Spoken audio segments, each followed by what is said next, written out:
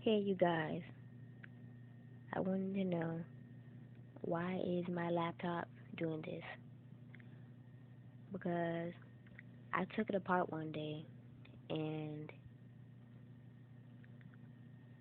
I took it apart because it kept having the blue screen of death error.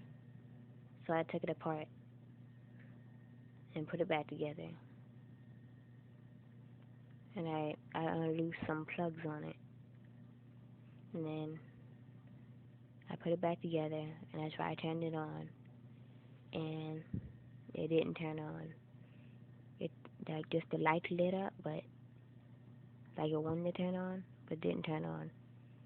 This this message right here occurs.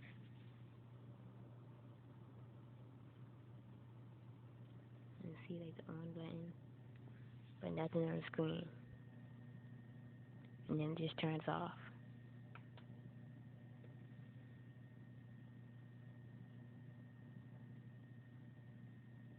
It's the middle button.